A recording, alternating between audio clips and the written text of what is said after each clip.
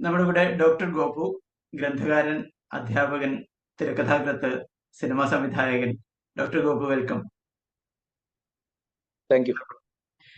പുസ്തകത്തിൽ നിന്ന് തന്നെ നമുക്ക് സ്റ്റാർട്ട് ചെയ്യാൻ തോന്നുന്നു. കാരണം അതിന് ഈ സിനിമ വരുന്നതിനേക്കാൾ മുമ്പ് അങ്ങനെ ഒരു വിവാദം ഉണ്ടായിരുന്നു. ഇതിന് വിവാദം എന്ന് വെച്ചാൽ ഇതിനെ സാഹിത്യമായി അംഗീകരിക്കണോ, അതോ അതിന് നിലവാരം കുറഞ്ഞൊരു സാഹിത്യമാണെന്നുള്ള രീതിയിലൊക്കെ ഒരു ചർച്ച ആദ്യം നടന്നിരുന്നു.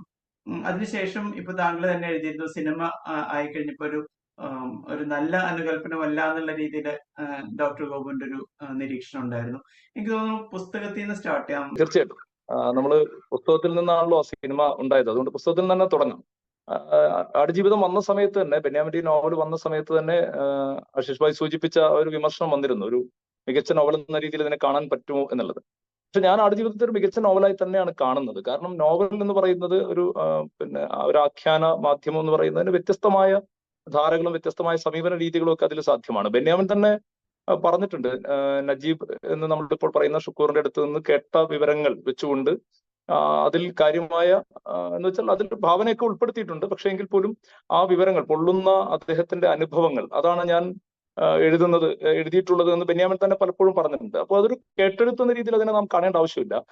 ഷുക്കൂർ എന്ന് പറയുന്ന മനുഷ്യൻ, അല്ലെങ്കിൽ നജീബ് നാം വിളിക്കുന്ന മനുഷ്യൻ പറഞ്ഞതെല്ലാം അതേപടി ഒരു കേട്ടെഴുത്തുകാരന്റെ ഭാഷയിൽ വെറുതെ എഴുതി വെച്ചതാണ് ബെന്യാമിൻ എന്ന് നാം കാണേണ്ടതില്ല. മറിച്ച് ആ മനുഷ്യനിൽ നിന്ന് ലഭിച്ച വിവരങ്ങൾ, അത് ഒരുപക്ഷെ അതിന്റെ ടാഗ്ലൈനിൽ പറയുന്ന പോലെ നാം അനുഭവിക്കാത്ത അതെല്ലാം നമുക്ക് കെട്ടുകഥകളാണ് എന്ന് പറയുന്ന പോലെയുള്ള ഒരുപക്ഷെ അവിശ്വസനീയമായ, നമുക്കൊക്കെ മറികടക്കാൻ സാധിക്കുമോ എന്ന് പോലും നാം സംശയിച്ചു പോകുന്ന അനുഭവങ്ങൾ. ആ അനുഭവങ്ങളെ വെച്ചുകൊണ്ട് തന്റേതായ ഭാവനയും തന്റേതായ സ്വാതന്ത്ര്യം ഉപയോഗിച്ചുകൊണ്ട് ബെന്യാമിൻ എഴുതിയതാണ്. ഞാൻ ആ നോവലിനെ കാണുന്നത്, മലയാളത്തിലുണ്ടായ നോവലുകളിൽ ഏറ്റവും അധികം വായിക്കപ്പെട്ട ഒരു നോവൽ എന്ന രീതിയിൽ നമ്മളതിനെ കാണുമ്പോൾ എന്തുകൊണ്ടാണ് ആ ഒരു വായന സാധ്യമായത് എന്ന് നാം ആലോചിക്കേണ്ടതുണ്ട്. ഇപ്പൊ രമണൻ എന്ന് പറയുന്ന കാവ്യം ഒരുപക്ഷെ ഇതിലധികം വായിക്കപ്പെട്ട, അല്ലെങ്കിൽ ഇതേപോലെ വായിക്കപ്പെട്ട മറ്റൊരു കൃതിയാണ്. രമണൻ ആ കാലത്ത് ഇത്തരത്തിലുള്ള ഒരു പ്രിന്റിംഗ് സാധ്യതകളൊന്നും ഇല്ലാതിരുന്ന ഒരു കാലത്ത് ലൈബ്രറിയിൽ പോയി ആളുകൾ പകർത്തി എഴുതി വീട്ടിൽ കൊണ്ടുവന്ന് ഒളിച്ചു വെച്ച് പെൺകുട്ടികളൊക്കെ വായിച്ചിട്ടുണ്ട് എന്ന് പോലും കേട്ടിട്ടുണ്ട്. അപ്പൊ അത്രമേൽ ആവേശത്തോടെ മലയാളി വായിച്ചൊരു പുസ്തകമാണ് രമണൻ. രമണന്റെ ഭാഷയുടെ ഒരു സവിശേഷത, കാൽപ്പനികതയുടെ മൊത്തത്തിലുള്ള ഒരു സവിശേഷതയാണ്, ഭാഷയുടെ ലാളിത്യമാണ്. പെട്ടെന്ന് കണക്ട് ചെയ്യുന്ന ഭാഷയാണ്, വൈകാരികമായ ഭാഷയാണ്, പ്രണയത്തിന്റെ ഭാഷയാണ്, അതാണ് രമണൻ.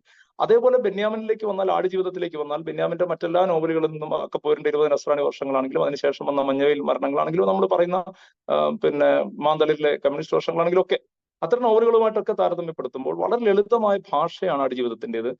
ഒരുപക്ഷെ വായനയുടെ ലോകത്തേക്ക് കാര്യമായൊന്നും കടന്നു വന്നിട്ടില്ലാത്തൊരു മനുഷ്യനോട് പോലും അനുഭവത്തിന്റെ തീവ്രത കൊണ്ട് സംവദിക്കാൻ കഴിയുന്ന ഭാഷയുണ്ട് ബെന്യാമിന്റെ ആടുജീവിതത്തിന്. ആ ലാളിത്യം എന്ന് പറയുന്നത് നിസ്സാരമായ ഒരു കാര്യമായി ഞാൻ കാണുന്നില്ല. ആഖ്യാനത്തിൽ അത്തരത്തിൽ ലാളിത്യം ആഖ്യാനത്തിന്റെ ഭാഷയിലും അതിന്റെ ഘടനയിലും കൊണ്ടുവരിക എന്ന് പറയുന്ന ഒരു എഴുത്തുകാരനെ സംബന്ധിച്ച് ശ്രമകരമായ ഒരു കാര്യം തന്നെയാണ്. അതുകൊണ്ട് ബോധപൂർവം ബെന്യാമിൻ രൂപപ്പെടുത്തിയെടുത്ത ഭാഷാ ലാളിത്യമാണ് ആടുജീവിതത്തിന്റെ കരുത്തും സൗന്ദര്യവും എന്ന് ഞാൻ കരുതുന്നു ആ നോവലിന്റെ. അതുകൊണ്ട് തന്നെ അതിനെ ഒരു മോശപ്പെട്ട നോവലായോ ഒരു കേട്ടെഴുത്തായോ അല്ലെങ്കിൽ ഒരു അനുഭവങ്ങളുടെ തീക്ഷ്ണത കൊണ്ട് മാത്രം ശ്രദ്ധിക്കപ്പെട്ട നോവലായോ ഞാൻ കാണുന്നില്ല. മറിച്ച് അനുഭവങ്ങളെ അത്രമേൽ സൂക്ഷ്മമായും വൈകാരികമായും ലളിതമായ ഭാഷയിൽ കമ്മ്യൂണിക്കേറ്റ് ചെയ്തൊരു നോവൽ എന്ന രീതിയിലാണ് ഞാൻ കാണുന്നത്. അതുകൊണ്ട് തന്നെ ആടുജീവിതം ഒരു മികച്ച രചനയാണ് എന്ന് മാത്രമല്ല, പക്ഷെ നമ്മൾ ഇപ്പൊ ഖസാക്ക് പോലെയോ അല്ലെങ്കിൽ ലോകത്തിലെ മർക്കേസിനെ പോലുള്ളവരുടെ നോവലുകൾ പോലെയോ അല്ലെങ്കിൽ മലയാളത്തിലെ തന്നെ വിജയന്റെയോ മുകുന്ദന്റെയോ ഒക്കെ നോവലുകൾ പോലെ പുതിയ കാലത്ത് നമ്മുടെ പുതിയ ധാരയിൽ സുഭാഷ് ചന്ദ്രനും മീരൊക്കെ എഴുതുന്ന നോവലുകളോടൊക്കെ താരതമ്യപ്പെടുത്തുമ്പോൾ, അല്ലെങ്കിൽ ഈ സന്തോഷ് കുമാർ നോവലുകളോടോ ഇന്ദുഗോപന്റെ രചനകളോടൊക്കെ താരതമ്യപ്പെടുത്തുമ്പോൾ ബെന്യാമിന്റെ ഈ നോവൽ ആ രീതിയിലുള്ള ആഖ്യാനപരമായ പുതുമകളോ പരീക്ഷണങ്ങളോ ഘടനാപരമായ സവിശേഷതകളോ ഒന്നും ഇല്ലാത്തതാണ്. പക്ഷെ ഞാൻ ബഹുമാനിക്കുന്നത്, ഇഷ്ടപ്പെടുന്നത് ആ നോവലിന്റെ ലാളിത്യത്തെ തന്നെയാണ്. അത് മനുഷ്യന്റെ മനസ്സിനോട്, ഞാൻ നേരത്തെ പറഞ്ഞതുപോലെ വായനയുടെ ആദ്യ പടവുകൾ വെക്കുന്ന മനുഷ്യനോട് പോലും ഹൃദയം കൊണ്ട് സംവദിക്കുന്ന ആ ഭാഷ ബെന്യാമിൻ വളരെ സമർത്ഥമായി ആടുജീവിതം എന്ന നോവലിൽ ഉപയോഗിക്കുന്നുണ്ട്. അതുകൊണ്ട് തീർച്ചയായിട്ടും ആ നോവൽ വായിക്കപ്പെട്ടതിൽ അത്ഭുതമില്ല, ലക്ഷക്കണക്കിന് വായനക്കാരിലേക്ക് എത്തിയതിൽ അത്ഭുതമില്ല എന്ന് തന്നെയാണ് ഞാൻ കരുതുന്നത്. അതുകൊണ്ട് ഒറ്റ കാര്യം കൂടെ പറഞ്ഞുകൊണ്ട് ആ വിഷയം നമുക്ക് അവസാനിപ്പിക്കാം. അതുമായി ബന്ധപ്പെട്ട് വരുന്ന വിവാദങ്ങളോടൊന്നും യോജിക്കുന്ന ഒരാളല്ല ഞാൻ. നജീബിന്റെ ജീവിതം ബെന്യാമിൻ, അല്ലെങ്കിൽ ഷുക്കൂറിന്റെ ജീവിതം ബെന്യാമിൻ എത്രത്തോളം സ്വീകരിച്ചു എന്നുള്ളതൊക്കെ എഴുത്തുകാരൻ എന്ന രീതിയിൽ ബെന്യാമിന്റെ ഇഷ്ടമാണ്, സ്വാതന്ത്ര്യമാണ്. നമുക്ക് അതൊരു പ്രചോദനമായ ഒരു വ്യക്തിയുടെ ജീവിതം വന്നാൽ ആ ജീവിതത്തിലെ അംശങ്ങളെല്ലാം സ്വീകരിക്കാം, അതിൽ ഭാവനയുടെ എലമെന്റുകൾ കലർത്താം. ആ ഭാവനയുടെ എലമെന്റുകൾക്കൊക്കെ, അല്ലെങ്കിൽ ബെന്യാമിൻ ആവിഷ്കരിച്ചതിനൊക്കെ നജീബ് ഉത്തരം പറയണം, അല്ലെങ്കിൽ ഷുക്കൂർ ഉത്തരം പറയണം എന്നുള്ള രീതിയിലുള്ള വ്യവഹാരങ്ങളോടോ അത്തരം സംവാദങ്ങളോടോ ഒന്നും നമുക്ക് യോജിക്കാൻ കഴിയില്ല. അതൊക്കെ ഈ പുതിയ കാലത്തെ അസംബന്ധമായ ചില പ്രവണതകളുടെ ഭാഗമാണെന്ന് കരുതുന്ന ആളാണ് ഞാൻ. അതൊന്നും ശരിയല്ല. അത് ബെന്യാമിന്റെ താല്പര്യമാണ്, ബെന്യാമിന്റെ ഇഷ്ടമാണ്, ബെന്യാമിന്റെ ആഖ്യാനമാണ്. ആ ആഖ്യാനത്തോട് പരിഭവിക്കാൻ നജീബിനോ ഷുക്കൂറിനോ പോലും അവകാശമില്ല എന്ന് വിശ്വസിക്കുന്ന ആളാണ് ഞാൻ. ആ ആഖ്യാനത്തെ നോവലിനെ നോവലായും ജീവിതത്തെ ജീവിതമായും നാം കാണേണ്ടതുണ്ട്. ജീവിതത്തിൽ നിന്ന് തന്നെയാണ് പലപ്പോഴും അത്തരത്തിൽ നോവലുകളൊക്കെ ഉണ്ടാവുന്നത്. അതിന്റെ ഭാവനയുടെയും യാഥാർത്ഥ്യത്തിന്റെയും അതിരുകൾ അന്വേഷിച്ച് ആരെയും പിന്നെ മോശക്കാരാക്കുന്നതിലോ ഒന്നും അർത്ഥമില്ല എന്ന് കരുതുന്ന ആളാണ് ഞാൻ. അതുകൊണ്ട് അത്തരം വിമർശനങ്ങളിലൊന്നും യാതൊരു കാര്യവുമില്ല. ആടുജീവിതം മലയാള നോവൽ സാഹിത്യ രംഗത്ത് എന്നും അതിന്റെ സജീവതയോടെ നിലനിൽക്കും എന്നുള്ള കാര്യത്തിൽ യാതൊരു തർക്കവുമില്ല. എന്നാൽ അത് വളരെ ലളിതമായ അതിന്റെ ഭാഷ കൊണ്ടാണ് കൂടുതൽ ആകർഷണീയമാകുന്നത്, അതിന്റെ വൈകാരികത കൊണ്ടാണ്, അനുഭവതലം കൊണ്ടാണ് എന്ന് കരുതുന്ന ആളാണ് ഞാൻ. തീർച്ചയായിട്ടും. അതേസമയം കവി കൊഴൂർ വിൽസൺ ആണ് ഈ പുസ്തകം ആടുജീവിതം നോവൽ ആദ്യം പ്രകാശനം ചെയ്തത്.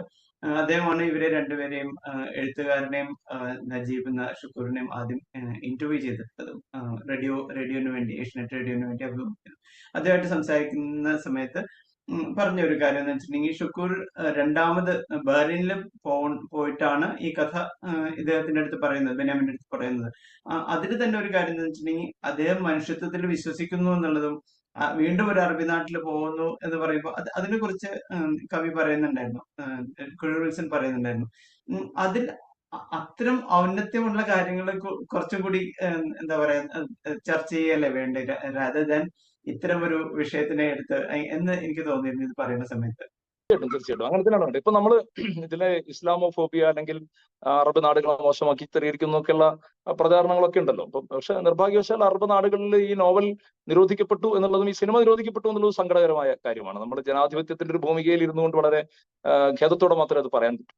അപ്പൊ ഞാൻ പറഞ്ഞു വന്നത്, നേരത്തെ ആശിഷ് ഭായി സൂചിപ്പിച്ച പോലെ അത്തരം പോസിറ്റീവായ കാര്യങ്ങളാണ് നമ്മൾ ചർച്ച ചെയ്യേണ്ടത്. ഇപ്പം ഈ നോവൽ നജീബിന്റെ ജീവിതം അല്ലെങ്കിൽ അയാളുടെ അർബാബ് കഫീലൊക്കെ ആയിട്ട് വരുന്ന ആളുകൾ, അവിടെ ഇത്തരം ജീവിതങ്ങൾ അനുഭവിച്ച ധാരാളം മനുഷ്യരുണ്ട്. അതൊരു യാഥാർത്ഥ്യമാണ്.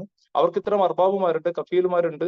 അതൊരു യാഥാർത്ഥ്യമാണ്. പക്ഷെ എന്ന് വെച്ചാൽ ആ ജനതയെ മുഴുവനായി മോശമായി ചിത്രീകരിക്കുന്നു, അവരെ കുറിച്ച് മോശമായ അഭിപ്രായവും ഷുക്കൂറോ അല്ലെങ്കിൽ ബെന്യാമിനോ ഒന്നും എവിടെയും രേഖപ്പെടുത്തിയിട്ടില്ല, പറഞ്ഞിട്ടില്ല. അതിനുശേഷം താങ്കൾ സൂചിപ്പിച്ച പോലെ തന്നെ അദ്ദേഹം അറബ് നാടുകളിൽ തന്നെ ജോലി ചെയ്ത് ജീവിക്കുകയാണ്. അവിടെ മികച്ച അനുഭവവും ജീവിതവും ഒക്കെ അദ്ദേഹത്തിന് ഉണ്ടാവുന്നുണ്ട്.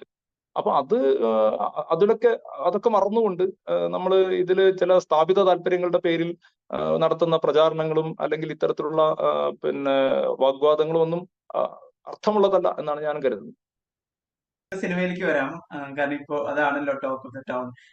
ബെന്യാമിനും ബ്ലെസ്സിയും അത് ഡയറക്ടറും പറയുന്നുണ്ട്, അതായത് ഇതൊരു സിനിമയാക്കണമെങ്കിൽ ഒരു 3 സിനിമയെങ്കിലും ആക്കണം എന്നുള്ള രീതിയിൽ. ആ രീതിയിലും ശരിയാണ്. പക്ഷെ അതേസമയം പ്രേക്ഷകര്, ആസ്വാദകര് താല്പര്യപൂർവ്വം പ്രതീക്ഷിച്ചിരുന്ന ചില എലിമെന്റ്സ് അതിലില്ല എന്നുള്ള രീതിയിലും നല്ല അനുകൽപ്പനമല്ല എന്ന് ഡോക്ടർ ഗോപ പറയുമ്പോൾ അതിന്റെ ഒരു വിശദീകരണം കൂടി നമുക്ക് അതിലേക്ക് പോകാൻ തോന്നണം. അപ്പോൾ ആദ്യം തന്നെ ആടുജീവിതം പോലൊരു സിനിമയെ കുറിച്ച് നമ്മൾ സംസാരിക്കുമ്പോൾ അതിനെക്കുറിച്ച് ചെറുതായെങ്കിലും ഒരു വിമർശനം ഉന്നയിക്കുമ്പോൾ വളരെ ക്ലാരിറ്റിയോടെ അത് ചെയ്യണമെന്ന് വിശ്വസിക്കുന്ന ഒരാളാണ് ഞാൻ. കാരണം ആദ്യമേ പറയട്ടെ, ആടുജീവിതം എന്ന സിനിമയ്ക്ക് പിന്നിലുള്ള എഫേർട്ടിനെ നമ്മൾ കാണാതിരുന്നുകൂടാ. അതൊരു മികച്ച സിനിമയാണ്. മലയാള സിനിമയിൽ നിന്ന് ലോക സിനിമയ്ക്ക് മുന്നിൽ വെക്കാവുന്ന മികച്ച ഒരു ആഖ്യാനമാണ്, മികച്ച ആവിഷ്കാരമാണ് ആടുജീവിതം. ബ്ലസ്സിയുടെ കരിയറിലെ ഏറ്റവും മികച്ച സിനിമകളിൽ ഒന്നാണ്.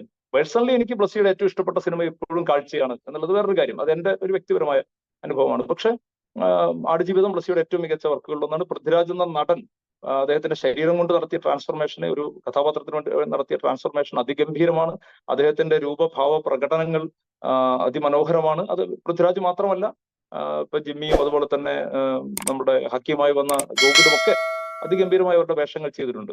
അപ്പൊ ഞാൻ ആടുജീവിതത്തിൽ കാണുന്നത് മലയാള സിനിമയുടെ വലിയൊരു വളർച്ച ആടുജീവിതത്തിലുണ്ട്. നമുക്കറിയാം, സമീപകാലത്ത് ഒരുപക്ഷെ ആടുജീവിതം ഷൂട്ട് ചെയ്തു തുടങ്ങിയ കാലത്ത് മലയാള സിനിമ ഇങ്ങനെ ആയിരുന്നില്ല.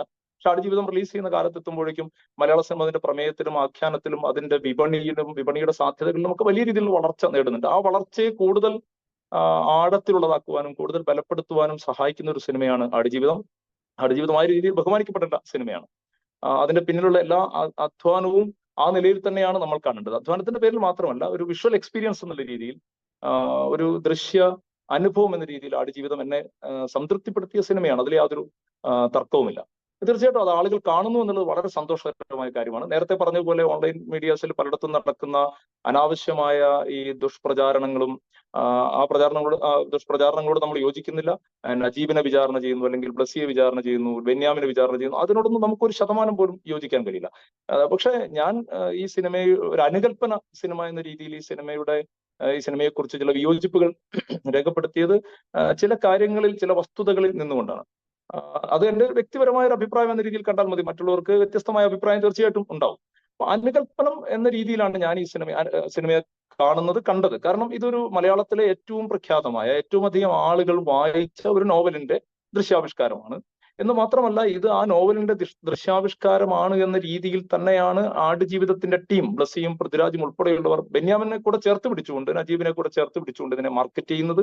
അപ്പൊ ആ രീതിയിൽ ഒരു അനുകൽപ്പനം എന്ന രീതിയിൽ തന്നെയാണ് ഈ സിനിമ വിലയിരുത്തപ്പെടേണ്ടതെന്ന് കരുതുന്ന ആളാണ് ഞാൻ. ബാക്കിയെല്ലാം നമ്മൾ നേരത്തെ പറഞ്ഞു. അതായത് മലയാള സിനിമയുടെ വളർച്ചയായിട്ടും ലോക സിനിമയ്ക്ക് മുന്നിൽ വെക്കാവുന്ന ഒരു മലയാള സിനിമയായിട്ടും ടെക്നിക്കലി ഒരുപാട് പെർഫെക്ഷൻ ഉള്ള ഒരു സിനിമയായിട്ടും ഒക്കെ നമുക്കിതിനെ കാണാം. അതൊക്കെ ഉള്ളപ്പോൾ തന്നെ അടിസ്ഥാനപരമായി ഈ സിനിമയുടെ ചർച്ച ഒരു ബേസ്, അതിന്റെ അടിത്തറ നിൽക്കേണ്ടത് ഒരു അനുകൽപ്പന സിനിമ എന്ന രീതിയിലാണ് എന്ന് ഞാൻ കരുതുന്നു. ഒരുപക്ഷെ നോവൽ വായിക്കാത്ത ആളുകളെ സംബന്ധിച്ച് അതിന് പ്രസക്തിയില്ലായിരിക്കാം. അങ്ങനെ ഒരുപാട് ആളുകൾ ഈ സിനിമ കണ്ടിട്ടുണ്ടാവും. അവരെ സംബന്ധിച്ച് ഒരു സ്വതന്ത്ര സിനിമ എന്ന രീതിയിൽ ഞാൻ ഈ പറയുന്ന കാര്യങ്ങൾക്ക് പ്രസക്തി ഉണ്ടാവില്ല. പക്ഷെ അവിടെ അക്കാദമികമായി നമ്മൾ ഈ സിനിമയെ കാണുമ്പോൾ അനുകൽപ്പനത്തിന്റെ ഒരു അടിത്തറയിൽ നിന്നുകൊണ്ട്, ഒരു സൈദ്ധാന്തിക അടിത്തറയിൽ നിന്നുകൊണ്ട് വേണം ഈ സിനിമയെ വിലയിരുത്താൻ എന്നുള്ളതാണ് ഞാൻ FB-യിൽ എഴുതിയ കുറിപ്പിന്റെ അടക്കം ഒരു പ്രചോദനം, അല്ലെങ്കിൽ അതിന്റെ ഒരു അടിസ്ഥാനം എന്ന് ഞാൻ കരുതുന്നു.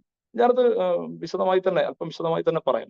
അപ്പൊ അനുകൽപ്പനത്തെക്കുറിച്ച്, അനുവാദനത്തെക്കുറിച്ച്, അല്ലെങ്കിൽ അനുകൽപ്പനം എന്നുള്ള ഒരു മാധ്യമത്തിൽ നിന്ന് വേറൊരു മാധ്യമത്തിലേക്ക് നമ്മളൊരു കാര്യം പറിച്ചു നടുമ്പോൾ, പ്രത്യേകിച്ച് സിനിമയുടെ കാര്യത്തിലാണെങ്കിൽ വാക്കിൽ നിന്ന് ദൃശ്യത്തിലേക്കുള്ള ഒരു പരിണാമമാണ് അനുകൽപ്പനം. നമുക്കറിയാം, ഫ്രം വേർഡ് ടു വിഷ്വൽ എന്ന് പറയും. വാക്കിൽ നിന്ന് ദൃശ്യത്തിലേക്ക്. വാക്ക് എന്ന് പറയുന്നത് വാക്കിന് അതിൻ്റെതായ സാധ്യതകളും പരിമിതികളും ഉണ്ട്. ദൃശ്യത്തിന് അതിൻ്റെതായ സാധ്യതകളും പരിമിതികളും ഉണ്ട്. അപ്പൊ ഒരു നോവൽ, അല്ലെങ്കിൽ കഥ, അല്ലെങ്കിൽ ഒരു കവിത, അങ്ങനെ വാക്കുകൾ കൊണ്ട് നിർമ്മിക്കപ്പെട്ട ഒരു മാധ്യമത്തിൽ നിന്ന് സിനിമയിലേക്ക് അത് മാറുമ്പോൾ ഒരുപാട് പരിമിതികളുണ്ട്, നമുക്കറിയാം, ഒരുപാട് സാധ്യതകളുണ്ട്. അപ്പൊ അതുകൂടി വെച്ചുകൊണ്ട് വേണം ആടുജീവിതത്തെ നമ്മൾ കാണാൻ. ഇപ്പൊ നമ്മൾ എപ്പോഴും പറയാറുണ്ട്, ഖസാക്കിന്റെ ഇതിഹാസം ഇപ്പോഴും ഒരുപാട് പേര് അനൗൺസ് ചെയ്തിട്ടും നടക്കാതെ പോയൊരു സിനിമയാണ്. അപ്പൊ ഖസാക്കിന്റെ ഇതിഹാസം എന്തുകൊണ്ടാണ് ചലച്ചിത്രകാരികളിൽ നിന്ന് അകന്നു നിൽക്കുന്നത് എന്നുള്ളത് നമ്മൾ പരിശോധിക്കുമ്പോൾ ഖസാക്കിന്റെ ഭാഷ, ഖസാക്കിലെ ഇമേജറി ഒക്കെ അതിന് ഉത്തരമായി വരും. ഒരുപക്ഷെ നാളെ ആരെങ്കിലും സിനിമയാക്കില്ല എന്നൊന്നും ഞാൻ കരുതുന്നില്ല. അത് തീർച്ചയായിട്ടും സിനിമയാക്കാനുള്ള സാധ്യതകൾ ഖസാക്കിലുണ്ട്. സിനിമയ്ക്ക് മാത്രം വഴങ്ങുന്ന, അല്ലെങ്കിൽ സിനിമയ്ക്ക് മാത്രം അനുവർത്തനം ചെയ്യാൻ കഴിയുന്ന ഒരുപാട് ഘടകങ്ങൾ ഖസാക്കിൽ ഉണ്ട്. ഖസാക്ക് നാടകം നമുക്കറിയാം വളരെ വലിയ രീതിയിൽ ശ്രദ്ധിക്കപ്പെട്ട ഒന്നാണ്. നാടകത്തിൻ്റെതായ സാധ്യതകൾ അവർ ഉപയോഗിക്കുകയും ചെയ്തു. പക്ഷെ സിനിമയ്ക്ക് മാത്രം വഴങ്ങുന്ന പലതും ഖസാക്കിലുണ്ട്. പക്ഷെ എന്നിട്ടും ഇപ്പൊ ഉദാഹരണം പറയുകയാണെങ്കിൽ, ഇപ്പൊ അസ്തമനത്തിന്റെ താഴ്വരയിൽ 2 ജീവബിന്ദുക്കൾ നടക്കാനിറങ്ങി എന്ന് വിജയൻ എഴുതുന്നു. അല്ലെങ്കിൽ ഖസാക്കിന് മുകളിൽ കാലവർഷം പെരുവിരലോളം ചുരുങ്ങി എന്ന് എഴുതുന്നു. പഥികന്റെ കാലിൽ വ്രണം നൊന്തു എന്ന് എഴുതുമ്പോൾ നമ്മൾ വിജയന്റെ ഭാഷയിലൂടെ കടന്നു പോകുമ്പോൾ, ഇപ്പം കൽപ്പനാരായണ മാഷ് പറഞ്ഞ പോലെ, അത് എഴുതുന്ന കാലത്ത്, അദ്ദേഹമാണ് പറഞ്ഞത് എന്റെ ഓർമ്മ, അത് എഴുതുന്ന കാലത്ത് അത് എഴുതപ്പെട്ട എല്ലാ കവിതകളെയും ഖസാക്ക് അതിന്റെ ഭാഷ കൊണ്ട് അതിശയിച്ചു എന്ന് പറയാറുണ്ട്. അപ്പൊ അതിന്റെ കാവ്യാത്മകതയും അതിന്റെ സൗന്ദര്യാത്മകതയും ഇമേജറികളുടെ ഒരു സമൃദ്ധിയും തീർച്ചയായിട്ടും സിനിമയ്ക്ക് വഴങ്ങാതെ നിൽക്കുന്ന ഒരു ഘടകമായി അവിടെ നിൽക്കുന്നുണ്ട്. എന്നാൽ സിനിമയുടേതായ സാധ്യതകൾ അതിലുണ്ട്. അതവിടെ നിൽക്കട്ടെ. അപ്പൊ ഞാൻ പറഞ്ഞു വരുന്നത്, അപ്പൊ നമ്മളൊരു നോവൽ അല്ലെങ്കിൽ സാഹിത്യകൃതി സിനിമയാവുന്നത് പറയുമ്പോൾ നമ്മളെപ്പോഴും ശ്രദ്ധിക്കുന്ന ഒരു കാര്യം, എപ്പോഴും അതിൽ വിലയിരുത്തപ്പെടുന്ന ഒരു കാര്യം, എങ്ങനെയാണ് വാക്കിൽ നിന്ന് ദൃശ്യത്തിലേക്കുള്ള ഈ പരിണാമം സാധ്യമായിരിക്കുന്നത് എന്നുള്ളതാണ്. അത് വളരെ പ്രധാനപ്പെട്ട ഒന്നാണ്. വാക്ക് നൽകിയ അനുഭവത്തെ ദൃശ്യത്തിലൂടെ എങ്ങനെ പരാവർത്തനം ചെയ്യാൻ കഴിഞ്ഞിരിക്കുന്നു, അല്ലെങ്കിൽ എങ്ങനെ നൽകാൻ കഴിഞ്ഞിരിക്കുന്നു, അല്ലെങ്കിൽ വേറിട്ടൊരു അനുഭവം സാധ്യമായിട്ടുണ്ടോ. അപ്പൊ അനുകൽപ്പനത്തെ സംബന്ധിക്കുന്ന 2 തരം സമീപനങ്ങൾ നമുക്ക് വേണമെങ്കിൽ അതിൽ കാണാവുന്നതാണ്. ഒന്ന്, ഒരു നോവലിനെ അല്ലെങ്കിൽ ഒരു സാഹിത്യകൃതിയെ അതേപടി പിന്തുടരുന്ന അനുകൽപ്പനത്തിന്റെ ഒരു രീതിശാസ്ത്രമുണ്ട്. ആ നോവലിൽ കാര്യമായ ഇടപെടലുകളൊന്നും നടത്താതെ ആ നോവൽ എന്താണോ പറഞ്ഞത് അതേ ധാരയിൽ, അതേ ഘടനയിൽ, അതേപോലെ കഥാഗതിയും മറ്റും മുന്നോട്ട് കൊണ്ടുപോവുകയും ആ നിലയിൽ തന്നെ ആ നോവലിനെ സിനിമയായി പരിചരിക്കുകയൊക്കെ ചെയ്യുന്ന രീതി. പക്ഷെ രണ്ടാമത്തെ രീതി എന്ന് പറയുന്നത് കുറച്ചുകൂടി സ്വതന്ത്രമായ ഒരു സാഹിത്യകൃതിയെ കാണുകയും ആ ഒരു ചലച്ചിത്രകാരൻ അതിൽ നിന്ന്, അല്ലെങ്കിൽ ചലച്ചിത്രകാരി അതിൽ നിന്ന് തന്റേതായ ഒരു സിനിമ രൂപപ്പെടുത്തിയെടുക്കുകയും ചെയ്യുക എന്നുള്ളതാണ് രണ്ടാമത്തെ രീതി. ആദ്യത്തേത് നോവലിനോടുള്ള എല്ലാ അർത്ഥത്തിലുമുള്ള ഒരു ബഹുമാനം സൂക്ഷിച്ചുകൊണ്ട്, രണ്ടാമത്തെ ബഹുമാനം ഇല്ലെന്നല്ല, പക്ഷെ ആദ്യത്തേത് നോവലിന് വിധേയമായിക്കൊണ്ട് എന്നാൽ സർഗാത്മകമായിക്കൊണ്ട് നടത്തുന്നത്, അത് മോശപ്പെട്ടൊരു കാര്യമല്ല, ഒരു ദൃശ്യ പരിചരണ രീതിയാണെങ്കിൽ. രണ്ടാമത്തേത് നോവലിനോടുള്ള എല്ലാ വിധേയത്വവും ഉള്ളപ്പോൾ തന്നെ, അല്ലെങ്കിൽ എല്ലാ ബഹുമാനം ഉള്ളപ്പോൾ തന്നെ, മറ്റൊരു കലാകാരൻ എന്ന രീതിയിൽ, ചലച്ചിത്രകാരൻ എന്ന രീതിയിൽ, ദൃശ്യങ്ങൾ കൈകാര്യം ചെയ്യുന്ന ഒരാൾ എന്ന രീതിയിൽ, ഒരു ഡയറക്ടർ ആ നോവലിന് തന്റേതായ ഒരു വ്യാഖ്യാനം ചമയ്ക്കുക എന്നുള്ളതാണ് രണ്ടാമത്തെ രീതി. ഒരുപാട് രീതിയിൽ നമുക്ക് ആനകൽപ്പനത്തെ കുറിച്ച് പറയാം. പക്ഷെ ഇതിൽ ആടുജീവിതം എവിടെയാണ് നിൽക്കുന്നത് എന്നുള്ളതിനെ കുറിച്ചാണ് ഒരുപക്ഷെ ഇപ്പോൾ തർക്കമുള്ളത് എന്ന് എനിക്ക് തോന്നുന്നു. അപ്പോൾ അവിടെയാണ് നമ്മൾ ആടുജീവിതം എന്ന നോവൽ പരിശോധിക്കുമ്പോൾ നമ്മൾ നേരത്തെ ഞാൻ സൂചിപ്പിച്ച പോലെ ആഖ്യാന ഘടനയിലോ അല്ലെങ്കിൽ ഇമേജറികളുടെ കാര്യത്തിലോ ഒന്നും യാതൊരു വിധത്തിലുള്ള പരീക്ഷണങ്ങളോ അല്ലെങ്കിൽ വഴങ്ങാതെ നിൽക്കുന്ന ഒരു പ്രതലമോ ഒന്നും ആടുജീവിതം എന്ന നോവലിൽ ഇല്ല. അത് വളരെ സ്ട്രെയിറ്റ് ആയിട്ട് ലളിതമായ ഭാഷയിൽ പറഞ്ഞു പോകുന്ന ഒന്നാണ്. അപ്പൊ ഞാൻ വിശ്വസിക്കുന്നത് ആടുജീവിതം സർഗാത്മകമായി ഒരു ചലച്ചിത്രകാരന്, ബ്ലസിയെ പോലൊരു ചലച്ചിത്രകാരന് വെല്ലുവിളി ഉയർത്തുന്ന ഒന്നല്ല എന്ന്. ആടുജീവിതം വെല്ലുവിളി ഉയർത്തുന്നത് ഇവിടെയാണ്. ആടുജീവിതം ഷൂട്ട് ചെയ്യുന്നതിന്റെ ഒരു പ്രായോഗിക തലത്തിൽ വെല്ലുവിളിയുണ്ട്. കാരണം ഒരു 3 വർഷവും 4 മാസവും 9 ദിവസവും മരുഭൂമിയിൽ നിന്ന് പുറത്തു കടക്കാനാവാതെ ജീവിച്ചു പോയ ഒരു മനുഷ്യന്റെ ട്രാൻസ്ഫോർമേഷൻ ചിത്രീകരിക്കുമ്പോൾ അതിലെ അത്തരത്തിലുള്ള ഒന്നോ രണ്ടോ മൂന്നോ രണ്ട് മനുഷ്യർ അതിലുണ്ട്. ഹക്കീമുണ്ട്, നജീബുണ്ട്. സ്വാഭാവികമായിട്ടും അവരുടെ ഒരു ബോഡി ട്രാൻസ്ഫോർമേഷൻ, അവരുടെ ചമയം ഉൾപ്പെടെയുള്ള കാര്യങ്ങൾ, അത്തരം കാര്യങ്ങളിലൊക്കെ സാങ്കേതികമായി ഒരുപാട് ശ്രദ്ധിക്കേണ്ടതുണ്ട്. മരുഭൂമി ഇപ്പൊ ഇന്ത്യയിൽ ഷൂട്ട് ചെയ്യാൻ ഉദ്ദേശിച്ചു, പക്ഷെ ഇവിടെ ആടുകളൊന്നും കിട്ടാത്തതുകൊണ്ട് നമുക്കറിയാം ജോർദാനിലാണ് ഷൂട്ട് ചെയ്തത്. അപ്പൊ അത്തരത്തിൽ ഒരു മരുഭൂമിയിൽ ഷൂട്ട് ചെയ്യുമ്പോൾ ഉണ്ടാകുന്ന അവിടുത്തെ കാലാവസ്ഥയുടെ പ്രശ്നങ്ങൾ, ഇങ്ങനെ പ്രായോഗികമായി നിരവധി വെല്ലുവിളികളുണ്ട് അത് ഒരു ഷൂട്ടിങ്ങിന്റെ പ്രായോഗിക തലത്തിൽ നിൽക്കുമ്പോൾ. പക്ഷെ സർഗാത്മകമായി ഒരു ചലച്ചിത്രകാരൻ, ബ്ലസിയെ പോലൊരു ചലച്ചിത്രകാരന് മുന്നിൽ, പ്രത്യേകിച്ചും കാഴ്ച മുതൽ ഇങ്ങോട്ട് കളിമണ്ണ് വരെയുള്ള സിനിമകൾ പരിശോധിച്ചാൽ വൈകാരികതയെ ഇത്രമേൽ ഗംഭീരമായി ആഖ്യാനം ചെയ്തിട്ടുള്ള, മലയാളി പ്രേക്ഷകരുമായി ഇത്രമേൽ കണക്ട് ചെയ്തിട്ടുള്ള ബ്ലസിയെ പോലൊരു സംവിധായകനെ സംബന്ധിച്ച് ആടുജീവിതം ഒരു സർഗാത്മകമായ വെല്ലുവിളിയാണ് എന്ന് ഞാൻ കരുതുന്നില്ല. അപ്പൊ അങ്ങനെ ഒരു സാഹചര്യത്തിൽ ബ്ലസി എന്ത് സമീപനമാണ് ആടുജീവിതത്തെ ദൃശ്യവൽക്കരിക്കുമ്പോൾ അല്ലെങ്കിൽ ഒരു ചലച്ചിത്രമാക്കി മാറ്റുമ്പോൾ സ്വീകരിച്ചത് എന്നിടത്താണ് ഞാൻ ഒരു പ്രശ്നം ഉന്നയിക്കുന്നത്. അതിന്റെ ഒരു അത് ഞാൻ അതിലേക്കാണ് വരുന്നത്. അതിന് കാരണം എന്താണെന്ന് വെച്ചാൽ, ഒരുപക്ഷെ അത് ബ്ലസി എന്നൊരു ചലച്ചിത്രകാരനോട് ഒരു നിർദ്ദേശമായി നിങ്ങൾ ഇങ്ങനെ ചെയ്യാമായിരുന്നില്ലേ എന്ന് ചോദിക്കുന്നതിന്റെ അർത്ഥമില്ല. അതെനിക്കറിയാം. ഞാൻ സിനിമ ചെയ്യുന്ന ഒരാളാണ്. ഒരു ചലച്ചിത്രകാരനോട് അല്ലെങ്കിൽ ചലച്ചിത്രകാരിയുടെ സംവിധായകനോട് നമ്മൾ ചോദിക്കാൻ പാടില്ലാത്തൊരു ചോദ്യം. ഇത് അങ്ങനെ ഒരു സജഷൻ അല്ല, അല്ലെങ്കിൽ ബ്ലസ് ചെയ്തത് മോശമായി എന്നൊരു കമന്റ് അല്ല. മറിച്ച് അതിനപ്പുറത്ത് ഒരു ആ നോവൽ വായിച്ച ഒരാൾ എന്ന രീതിയിലും സിനിമയെ ഗൗരവമായി കാണുന്ന ഒരാൾ എന്ന രീതിയിലും സിനിമ എടുക്കുന്ന ഒരാൾ എന്ന രീതിയിലും എന്റെ ഒരു വിമർശനമാണ് യഥാർത്ഥത്തിൽ ഞാൻ ഉന്നയിക്കുന്നത്. അല്ലാതെ അത് ബ്ലസിയോടുള്ള ഒരു ആ സിനിമ ചെയ്തവരുള്ള ഒരു സജഷൻ ഒന്നുമല്ല, എന്റെ ഒരു വിമർശനമാണ്. അത് ഒരുപക്ഷെ ഞാൻ എന്നെ പോലെ ചെറിയ സിനിമകൾ ചെയ്തിട്ടുള്ള ഒരാൾ അത് പറയുമ്പോൾ, ഒരുപക്ഷെ നാളെ ഇനിയും ചെറിയ സിനിമകൾ ചെയ്യാനിരിക്കുന്ന ഒരാൾ അത് പറയുമ്പോൾ സ്വാഭാവികമായി ഉണ്ടാവുന്ന ഒരു കാര്യം, നിങ്ങൾക്ക് അത് മറ്റൊരു സിനിമയായി നിങ്ങൾക്ക് ചെയ്യാമല്ലോ, നിങ്ങൾക്ക് നിങ്ങളുടെ സിനിമ ചെയ്യാം, ബ്ലസിയുടെ സിനിമയാണ് ചെയ്തതെന്നൊക്കെയുള്ള നിരീക്ഷണങ്ങൾ ഉണ്ടാവാം. അത് ആവാം, അങ്ങനെ ആയിരിക്കാം, ബ്ലസിയുടെ സിനിമ ആയിരിക്കാം ചെയ്യുന്നത്. പക്ഷെ ഇത് സിനിമാ രംഗത്ത് നിൽക്കുന്ന ഒരാൾ ആണെങ്കിൽ പോലും തുറന്ന ഒരു അഭിപ്രായം പറയാൻ മടിക്കേണ്ടതില്ല എന്ന ഒരു ഉറച്ച ധാരണയിലാണ് ഞാൻ എൻ്റെ ഫേസ്ബുക്ക് കുറിപ്പ് എഴുതിയത്. സാധാരണ സിനിമാ രംഗത്ത് ചെറുതായെങ്കിലും ഇടപെടുന്ന ആളുകൾ ഇത്തരം ചില കാര്യങ്ങൾ പറയാൻ മടിക്കാറുണ്ട്. അങ്ങനെ മടിക്കേണ്ട ഒരു കാര്യമില്ല. കാരണം നമ്മൾ ആ സിനിമയെ എല്ലാ അർത്ഥത്തിലും ബഹുമാനിച്ചുകൊണ്ട്, ആ സിനിമ ഉണ്ടാക്കുന്ന വലിയ വിജയത്തിൽ സന്തോഷിച്ചുകൊണ്ട്, മലയാള സിനിമയുടെ ഉയർച്ചയിൽ സന്തോഷിച്ചുകൊണ്ട്, ബ്ലസിയെയും പൃഥ്വിരാജിനെയും ഒക്കെ ഏറെ ഇഷ്ടപ്പെടുന്ന ഒരാളെന്ന രീതിയിൽ തന്നെയാണ് അനുകൽപ്പനം എന്ന രീതിയിൽ ആ സിനിമ ഒരു മികച്ച രചനയല്ല എന്ന് തുറന്നു പറഞ്ഞത്. അതിന് കാരണം ഞാൻ നേരത്തെ പറഞ്ഞു വന്നതിന്റെ ഒരു തുടർച്ചയിലേക്ക് പോവുകയാണ്. യഥാർത്ഥത്തിൽ ബ്ലസ്സി ആ സിനിമയിൽ ഊന്നൽ നൽകിയിരിക്കുന്നത് ആ സിനിമയുടെ ഒരു 1.25 മണിക്കൂറോളം സമയം, അല്ലെങ്കിൽ ഏകദേശം ഇന്റർവെല്ലിന് ശേഷമുള്ള സമയം, മരുഭൂമിയിലൂടെ നജീബ് തിരിച്ച് മനുഷ്യവാസമുള്ള ഇടത്തേക്ക് എത്തുന്ന ആ ഒരു യാത്രയ്ക്കാണ് ബ്ലസി പൂർണ്ണമായും പ്രാധാന്യം കൊടുത്തിരിക്കുന്നത്. അതിനു മുമ്പ് ഇന്റർവെൽ വരെയുള്ള, ഇടവേള വരെയുള്ള ഭാഗത്ത് അയാൾ മരുഭൂമിയിൽ എത്തിപ്പെടുന്നു, യാദൃശ്യമായി എത്തിപ്പെടുന്നു, ഇവിടെ ആടുകളുമായി ആ ഒരു ഗോഡ് ഫാമില് ഒരു ജീവിതം നയിക്കുന്നതൊക്കെ, പ്രത്യേകിച്ചും ആ ജീവിതത്തിൽ 2-3 ദിവസങ്ങളാണ് ഏറ്റവും കൂടുതലായിട്ട് ബ്ലസി ഫോക്കസ് ചെയ്ത് കാണിച്ചിരിക്കുന്നത്. അതിലേക്ക് വരാം. അതിനു മുമ്പ് ബ്ലസി ഏറ്റവും കൂടുതൽ ബ്ലസിയുടെ ഒരു സിനിമയുടെ, ആടുജീവിതം എന്ന സിനിമയുടെ ദൃശ്യതലം നിൽക്കുന്നത് ഇന്റർവെല്ലിന് ശേഷമുള്ള ഭാഗം പൂർണ്ണമായും ഹക്കീമുമൊത്ത് ജിമ്മിയും ഒത്തിട്ടുള്ള ഇവരുടെ ജിമ്മി എന്ന് പറഞ്ഞാൽ കാതിരിയുമൊത്തുള്ള ഇവരുടെ രക്ഷപ്പെടാനുള്ള ഒരു ആസൂത്രണവും, അതിൽ നജീബ് കാര്യമായൊന്നും പങ്കെടുക്കുന്നില്ല, പക്ഷെ ഹക്കീമും കാതിരിയും ചേർന്ന് നടത്തുന്ന ആസൂത്രണം, അതിൽ നജീബ് കൂടി ആ ദിവസം അവിടെ നിന്ന് പോകുന്നു.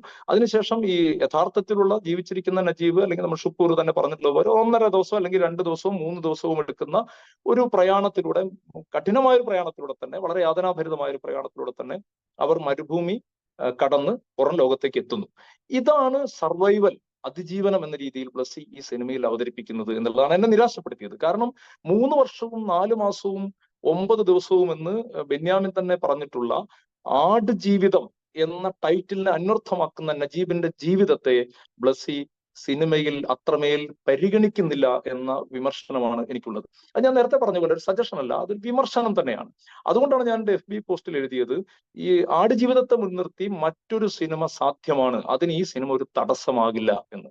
അത് ഒരു മറ്റൊരു സിനിമ ചെയ്യണമെന്നുള്ള അർത്ഥത്തിലല്ല, ഈ സിനിമയോടുള്ള കടുത്ത ഒരു വിമർശനം എന്ന രീതിയിൽ തന്നെയാണ് ആ സ്റ്റേറ്റ്മെന്റ് ഞാൻ ഉപയോഗിക്കുന്നത്.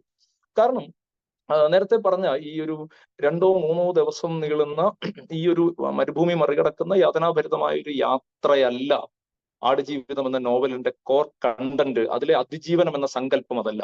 മറിച്ച് ആ നോവലിന്റെ ടൈറ്റിൽ സൂചിപ്പിക്കുന്ന പോലെ തന്നെ ആടുജീവിതം, നജീബിന്റെ ജന്തുതയിലേക്കുള്ള നിസ്സഹായമായ ഒരു പരിണാമമുണ്ട്.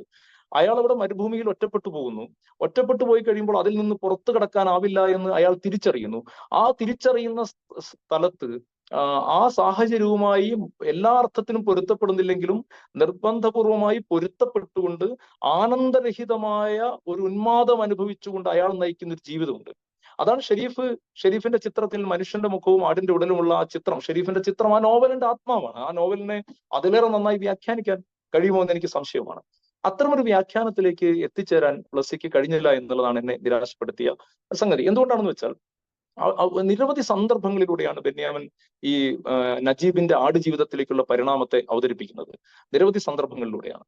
അപ്പൊ അതിൽ പ്രധാനപ്പെട്ട ഒരു സംഗതി ഈ ബെന്യാമിൻ എഴുതുന്നുണ്ട്, ഞാൻ കൃത്യമായ സെന്റൻസ് ഓർക്കുന്നില്ല. അതായത് ദൂരവും ബന്ധപ്പെടാനുള്ള സാധ്യതകളും തടസ്സമാകുമ്പോൾ നമ്മളിൽ നിന്ന് ഓർമ്മകൾ മാഞ്ഞുപോയേക്കാം എന്ന് ആ സൂചനയുള്ളൊരു വാക്യം നോവലുണ്ട്. സൈനുവിനെ പോലും ഒരർത്ഥത്തിൽ, ഭാര്യയെ പോലും അയാൾ വിസ്മരിച്ചു പോകുന്ന രീതിയിലേക്ക് ഈ ജീവിതം പുരോഗമിക്കുന്നുണ്ട്. പിന്നീട് വളരെ യാദൃശ്ചികമായി ഈ ആട് പ്രസവിക്കുന്ന ഒരു സന്ദർഭത്തിലാണ് ഗർഭിണിയായ തന്റെ ഭാര്യ പ്രസവിച്ചിരിക്കുമല്ലോ എന്ന് അയാൾ ഓർക്കുന്നത്.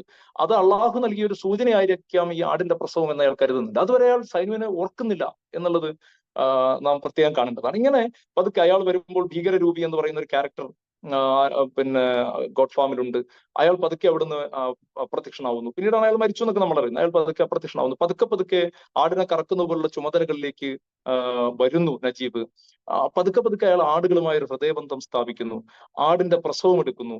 ആടിന്റെ പ്രസവത്തിൽ ഉണ്ടാവുന്ന കുഞ്ഞിന് താൻ കുട്ടിക്ക് കൊടുക്കാൻ നൽകിയിരിക്കുന്ന നബീൽ എന്ന് പേരിടുന്നു. നബീലും ഒരു പ്രത്യേകമായ ബന്ധം അയാൾ സൂക്ഷിക്കുന്നു. തണുപ്പ് വരുമ്പോൾ ചെമ്മരിയാടുകളുടെ രോമത്തിന്റെ ഇടയിൽ പോയി പതുങ്ങി തണുപ്പിൽ നിന്ന് അയാൾ രക്ഷ നേടുന്നു. അതുപോലെ തന്നെ പിന്നെ അർബാബ് ഈ മുട്ടനാടുകളെ ഷണ്ഡീകരിക്കുമ്പോൾ നബീബ് ഷണ്ഡീകരിക്കപ്പെടുന്ന ദിനത്തിൽ തന്റെ ശേഷികളെല്ലാം നഷ്ടപ്പെട്ടു പോയി എന്ന് നജീബ് ഒരു ഞെട്ടലോടെ തിരിച്ചറിയുന്നു. അതിനുശേഷം പിന്നീട് ഒരു ദിവസം ആ ഒരു ഉണർച്ചയിലാണ് അയാൾ രമണിയാടിനോടൊപ്പം ശയിക്കുന്നത്. ഇങ്ങനെ അയാളുടെ ഏകാന്തതയും ഒറ്റപ്പെടലും ജീവിതത്തിലെ ആവർത്തന വിരസതയും ആടിനെയും കൊണ്ട് പുറത്തേക്കുള്ള പോക്കും തിരിച്ചുവരവും അസ്തമയങ്ങളും ഉദയങ്ങളും ജോലിയും അങ്ങനെ ആവർത്തനവും വിരസതയും ഏകാന്തതയും ഒറ്റപ്പെടലും കാമനകളും സംഘർഷങ്ങളും നിറഞ്ഞ ഒരു ജീവിതം, അത് ഒരിക്കലും രക്ഷപ്പെടാനാവില്ല എന്ന തിരിച്ചറിവിൽ ആ ജീവിതം മറ്റൊരർത്ഥത്തിൽ ഞാൻ നേരത്തെ പറഞ്ഞ പോലെ ആനന്ദരഹിതമായ ഒരു ഉന്മാദമായി നജീബ് അറിയുന്നുണ്ട്. ഒരുപക്ഷെ ആടുജീവിതം എന്ന നോവലിനെ യുണീക്കാക്കി മാറ്റുന്നത് അതിന്റെ എല്ലാ ഘടനാപരമായ എല്ലാ ലാളിത്യത്തെ കുറിച്ചുള്ള എല്ലാ വിമർശനങ്ങൾക്കും അപ്പുറത്ത് അതിനെ യുണീക്കാക്കി മാറ്റുന്നത്, അതിനൊരു ലോക നിലവാരമുള്ള നോവലാക്കി മാറ്റുന്നത് ഈ ഒരു പരിണാമമാണ്. ഈ ആടിലേക്കുള്ള നജീബിന്റെ പരിണാമമാണ്, ആടുജീവിതത്തിലേക്കുള്ള പരിണാമമാണ്. അതുകൊണ്ട് ആ നോവലിലെ നോവലിൽ ബെന്യാമിൻ മുന്നോട്ട് വെക്കുന്ന യഥാർത്ഥ അതിജീവനം എന്ന് പറയുന്നത്, അല്ലെങ്കിൽ നജീബ് പിന്നീട് ഒരു 3 ദിവസം നീളുന്ന ഒരു യാത്രയിലൂടെ മരുഭൂമി കടന്ന് അപ്പുറത്തെത്താൻ പാകത്തിൽ നജീബിനെ ബാക്കിയാക്കുന്നത്, ആത്മഹത്യ ചെയ്യാതെ നജീബിനെ നിലനിർത്തുന്നത്, നജീബിന്റെ ജീവൻ ബാക്കിയാക്കുന്നത് ഈ സവിശേഷമായ ജീവിത പരിണാമമാണ് എന്നാണ് ഞാൻ മനസ്സിലാക്കുന്നത്. അതുകൊണ്ട് തന്നെ അതാണ് ഈ നോവലിലെ യഥാർത്ഥ സർവൈവൽ എന്ന് പറയുന്നത്. അപ്പോൾ അത് എന്തുകൊണ്ടാണ്? അതൊരു കോർ കണ്ടന്റ് ആണ്, നോവലിന്റെ ആത്മാവാണ്. അപ്പൊ അനുകൽപ്പനത്തിൽ ഏത് സമീപനം സ്വീകരിക്കുമ്പോഴും നോവലിന്റെ കോർ കണ്ടന്റിനെ എങ്ങനെയാണ് ഒരു സംവിധായകൻ അല്ലെങ്കിൽ സംവിധായികയ്ക്ക്, ഒരു ഡയറക്ടർക്ക് കാണാതെ പോകാൻ കഴിയുക എന്നുള്ളത് എനിക്ക് ഉൾക്കൊള്ളാൻ കഴിയുന്നില്ല. കാരണം ഈ സിനിമ എടുത്ത് പരിശോധിച്ചു കഴിഞ്ഞാൽ ഈ സിനിമയുടെ ആദ്യ പകുതിയിലാണ് ഈ പറയുന്ന ഭാഗം വരുന്നത്. എയർപോർട്ടിൽ നിന്ന് ഇവിടെ എത്തിക്കഴിഞ്ഞാൽ ആദ്യത്തെ 2-3 ദിവസങ്ങൾ, ആ 2-3 ദിവസങ്ങൾ മാത്രമാണ് കാര്യമായി ആവിഷ്കരിക്കപ്പെട്ടുള്ളത്. അതിൽ കേരളത്തിലേക്ക് ഓർമ്മകളിലൂടെ വരുന്ന നജീബിന്റെ ആ വിഷ്വലുകളെല്ലാം ഒരേ പാറ്റേണിലുള്ളതാണ്. വളരെ റൊമാൻറ്റിക്കായ ഗർഭിണിയായ ഭാര്യ ആയിരിക്കുമ്പോഴും ആ ഒരു പിന്നെ ഇഷ്ടവും പ്രണയവും ഒക്കെ സൂക്ഷിക്കുന്ന വളരെ റൊമാൻറ്റിക്കായ വിഷ്വൽസ് ആണ് ഇങ്ങനെ ആവർത്തിച്ചു വരുന്നത്.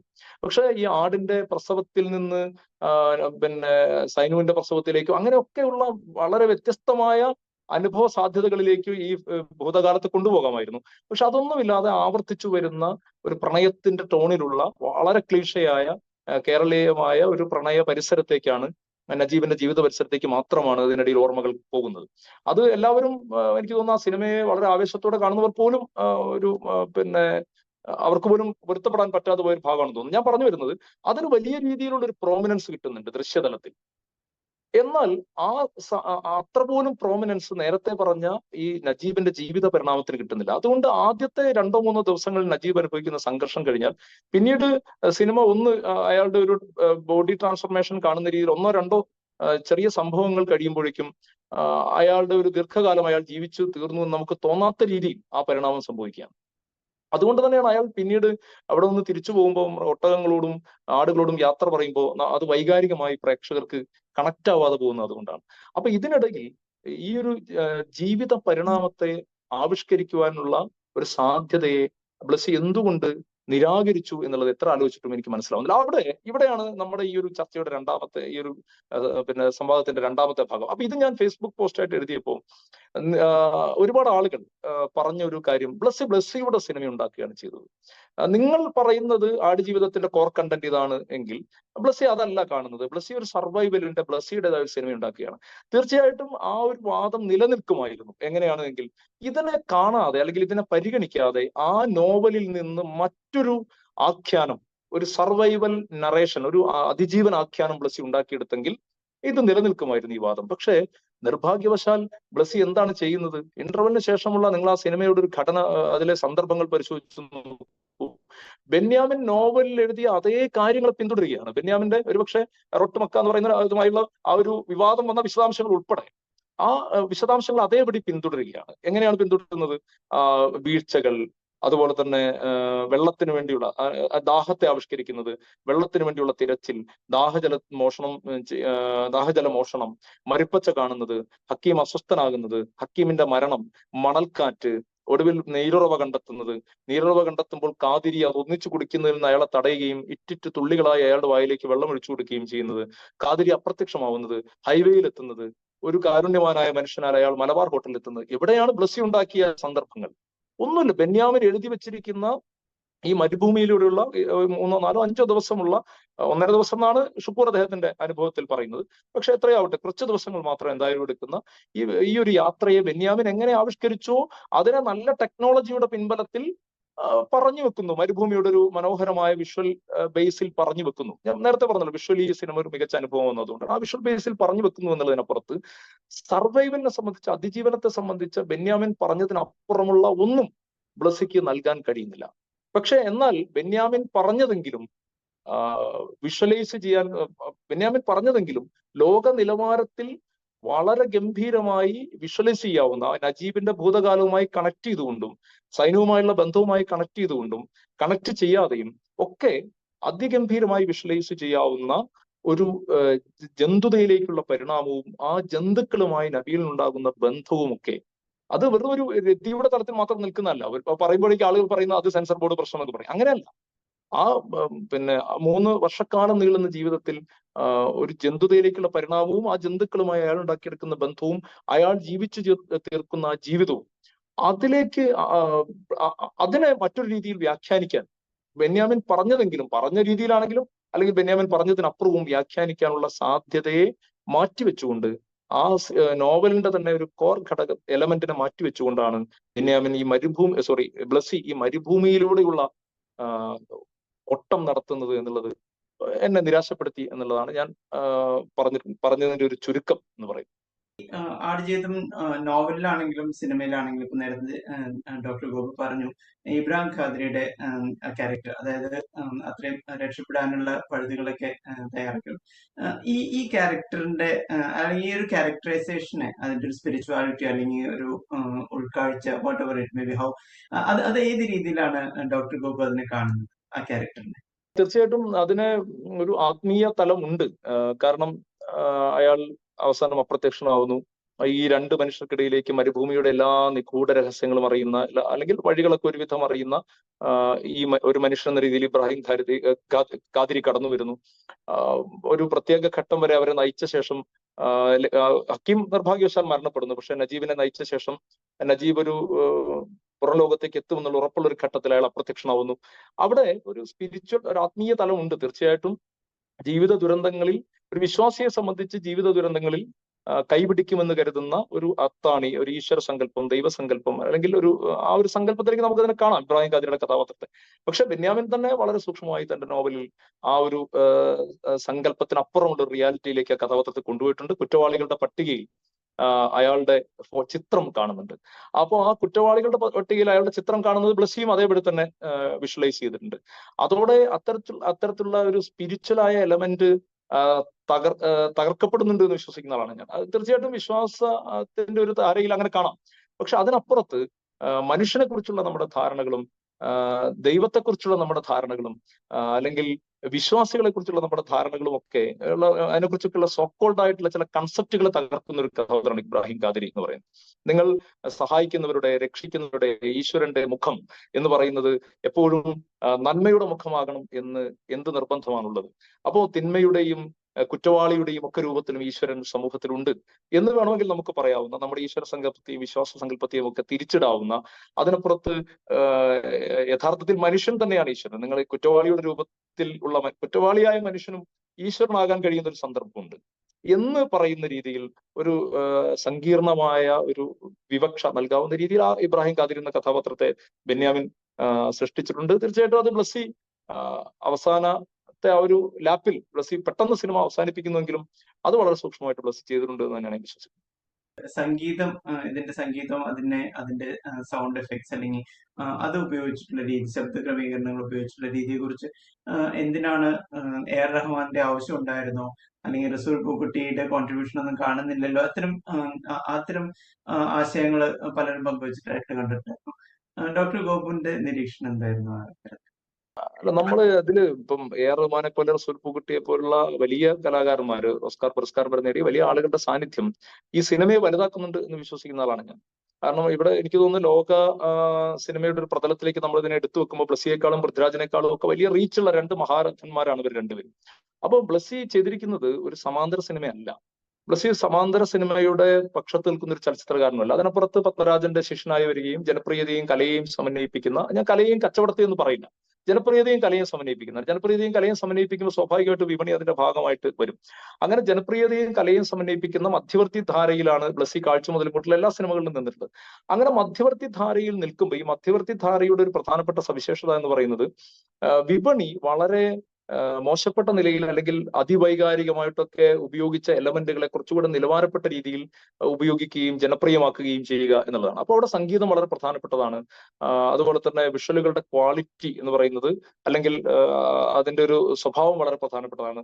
വൈകാരികത വളരെ പ്രധാനപ്പെട്ടതാണ്. അപ്പൊ ഈ വൈകാരികതയൊക്കെ രൂപപ്പെടുത്തുന്നത്, പ്രത്യേകിച്ചും മരുഭൂമിയുടെ പശ്ചാത്തലത്തിലുള്ള ഈ ഒരു സിനിമയിൽ ആ വൈകാരികത രൂപപ്പെടുത്തുന്നതിൽ സൗണ്ട് എഫക്റ്റുകൾക്ക് വലിയ പ്രാധാന്യമുണ്ട്, സംഗീതത്തിന് വലിയ പ്രാധാന്യമുണ്ട്. അപ്പൊ അതൊക്കെ സൂക്ഷ്മമായി ചെയ്യുന്ന ആളുകൾ എന്ന രീതിയിൽ റഹ്മാന്റെയും റസൂൽ പൂക്കുട്ടിയുടെയും സാന്നിധ്യം ആ സിനിമയ്ക്ക് ഗുണം ചെയ്തു എന്നാണ് ഞാൻ കരുതുന്നത്. തീർച്ചയായിട്ടും ഒരു സമാന്തര സിനിമ എന്നുള്ളതിനപ്പുറത്ത് കലയും ജനപ്രിയതയും സമന്വയിപ്പിച്ചുകൊണ്ട് ഒരുപക്ഷെ വിപണി ഒരു വിഷയം കൈകാര്യം ചെയ്യുമ്പോൾ ഒരുപക്ഷെ പാളിപ്പോകാവുന്ന ഒരു വിഷയം എടുത്തുകൊണ്ട് വളരെ ജാഗ്രതയോടെ, എന്നാൽ ജനങ്ങളുടെ മുന്നിൽ ഒരു കാണാൻ പറ്റുന്ന ഒരു ഉൽപ്പന്നമായി തന്നെ അതിനെ നിലനിർത്തിക്കൊണ്ട്, തിയേറ്ററുകൾക്ക് പറ്റിയ ഒരു ഉൽപ്പന്നമായി അതിനെ നിലനിർത്തിക്കൊണ്ട് ഒരു സിനിമ ചെയ്യുമ്പോൾ തീർച്ചയായിട്ടും അത്തരം സാന്നിധ്യങ്ങളൊക്കെ അനിവാര്യമാണ്. അതിനപ്പുറത്ത് ഇത് ലോകത്തിന് മുന്നിൽ കാണിക്കാൻ ഉദ്ദേശിച്ച ഒരു സിനിമയാണ് ബ്ലസ്സിയും പൃഥ്വിരാജും ഒക്കെ. അങ്ങനെയാണ് അതിന്റെ ഒരു തുടക്കം മുതൽ അതിനെക്കുറിച്ചുള്ള അതിന്റെ പ്രചാരണവും അവർ നടത്തിയിട്ടുള്ള പ്രൊമോഷനും സ്വാഭാവികമായി ആ സിനിമയ്ക്ക് വന്നു ചേർന്നിട്ടുള്ള ചില സന്ദർഭങ്ങളും ഒക്കെ ലോക സിനിമയുടെ ഒരു പ്രതലത്തിലേക്ക്, ഒരു സാഹചര്യത്തിലേക്ക് അതിനെ നിർത്തണം എന്ന് ആഗ്രഹിച്ചുകൊണ്ട് ചെയ്യുന്നതാണ്. അപ്പൊ തീർച്ചയായിട്ടും അത് ഗുണകരമാണെന്ന് കരുതുന്ന ആളാണ്. അതെ, ഇറസ്പെക്റ്റീവ് ഓഫ് ആടുജീവിതം, ഈ അടുത്ത കാലത്തുള്ള മലയാള സിനിമകളുടെ കാര്യം എടുക്കുകയാണെങ്കിൽ പൊതുവെ സിനിമ ലോകത്തെ എല്ലായിടത്തും പ്രത്യേകിച്ച് പോസ്റ്റ് പാൻഡമിക് വളരെ വിഷ്വൽ കമ്മ്യൂണിക്കേഷൻ എന്നുള്ള നിലയ്ക്ക് OTTയുടെയും എല്ലാം സാധ്യതകൾ മുൻനിർത്തി ഒരുപാട് പുരോഗതി സംഭവിച്ചിട്ടുണ്ട്. അതേസമയം ഓഡിയൻസിനും അത്തരം, അതായത് എവല്യൂഷൻ സംഭവിച്ചിട്ടുണ്ട്. അതിനെ കുറിച്ച് അല്ലെങ്കിൽ അതിന്റെ ആവശ്യകതയെ കുറിച്ച് ഡോക്ടർ ഗോപു എന്താ പറയുക?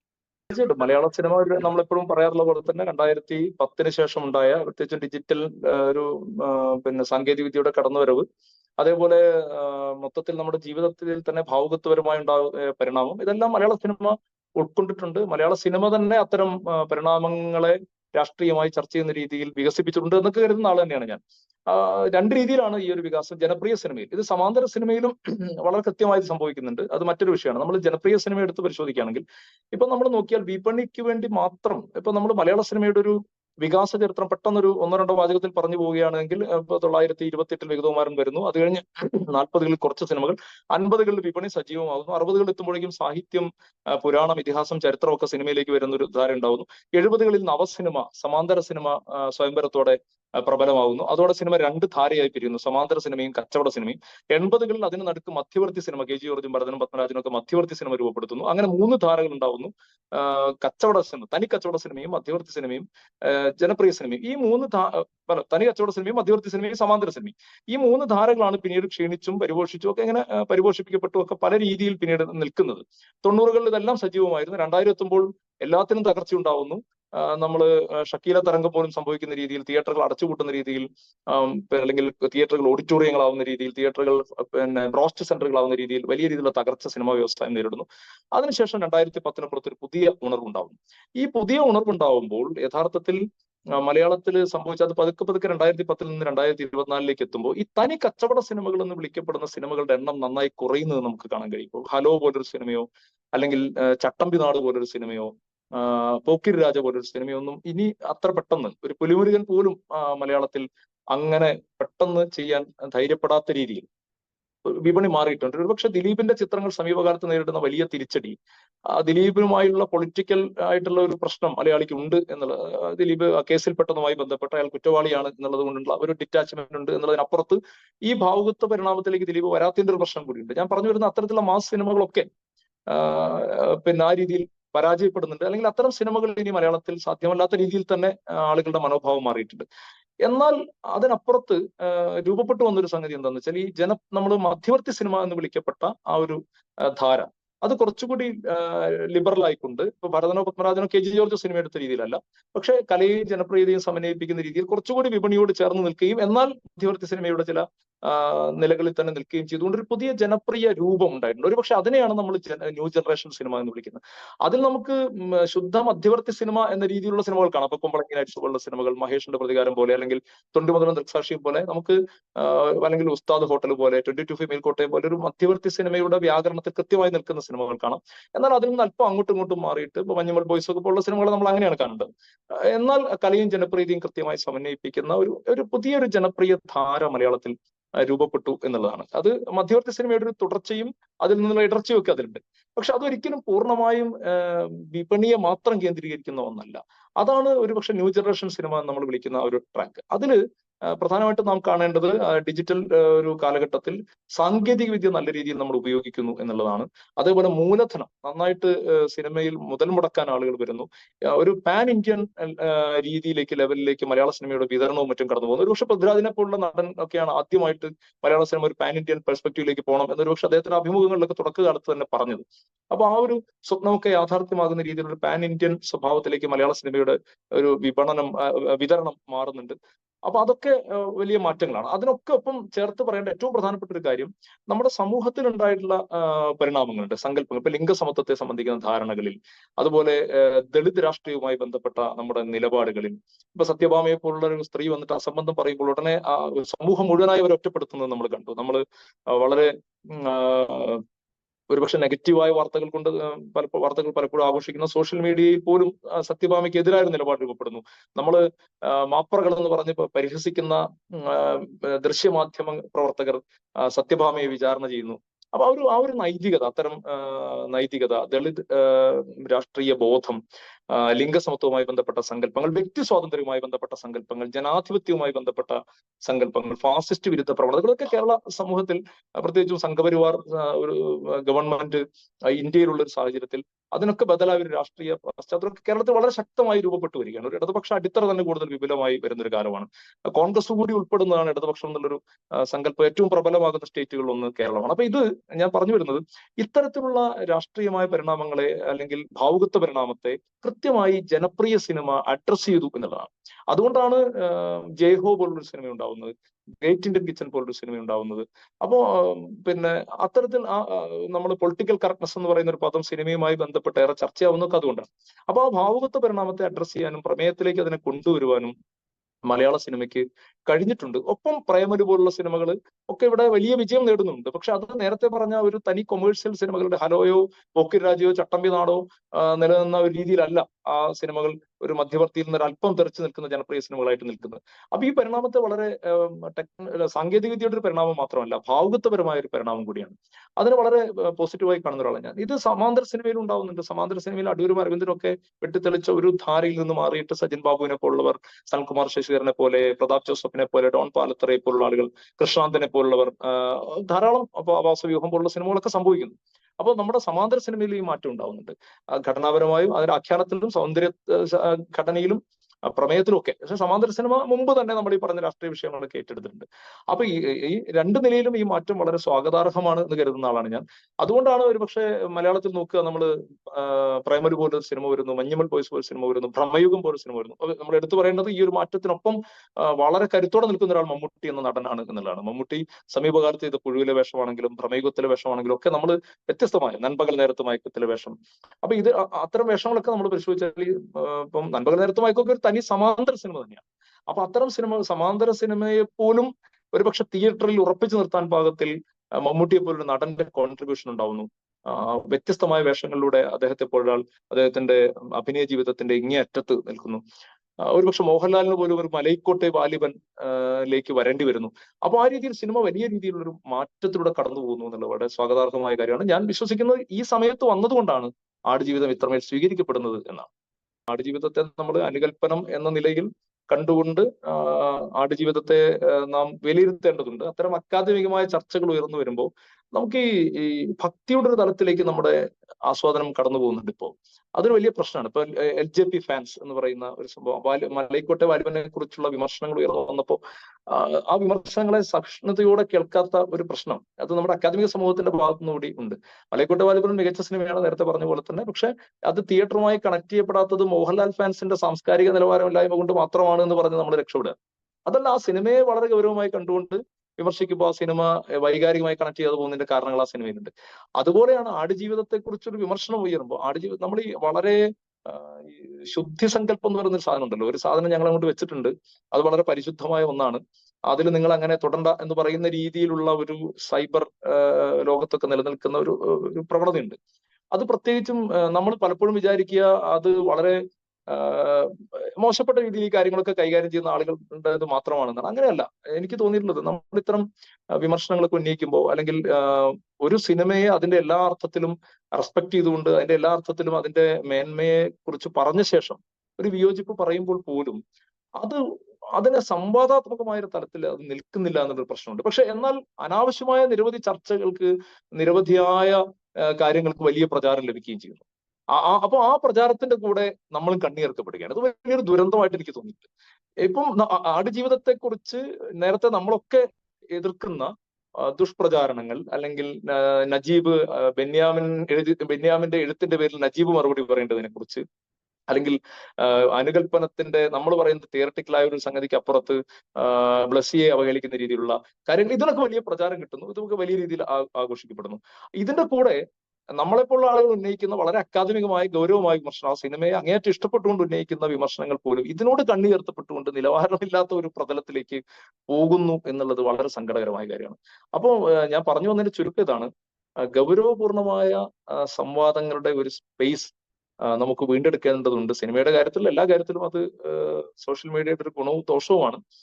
പക്ഷെ സിനിമയുടെ കാര്യത്തിൽ പലപ്പോഴും ഈ ഗൗരവപൂർണമായ സംവാദങ്ങൾ പലപ്പോഴും ഇത്തരം ദുർബലമായ ചില പ്രത്യേക അജണ്ടകളുടെ പേരിലുള്ള സംവാദങ്ങളുമായി കണ്ണിചേർക്കപ്പെട്ട് ഇല്ലാതെയാവുന്ന ഒരു കാഴ്ചയുണ്ട്. അതിനപ്പുറത്ത് ഗൗരവപൂർണമായ സംവാദങ്ങൾ ഉണ്ടാവണം. അതിനു വേണ്ടിയുള്ള ഒരു ശ്രമമായിട്ട് ഈ മീഡിയ മാതങ്കിയുടെ ഈ ഒരു എഡിഷനെ ഞാൻ കാണും. Thank you so much doctor Gopu. ഈ വൈകിയ സമയത്തും ഇത്ര സമയം താങ്കൾ ഇതിനുവേണ്ടി ചെലവഴിച്ചു എന്നുള്ളതും ഇത്ര ഡീപ്പായിട്ട് ഇതിനെക്കുറിച്ച് കുറച്ച് സമയത്തിനുള്ളിൽ ഇത്ര ഡീപ്പായിട്ട് ഇതിനെക്കുറിച്ച് സംസാരിക്കാൻ പറ്റി എന്നുള്ളതും വലിയ സന്തോഷം. Thank you.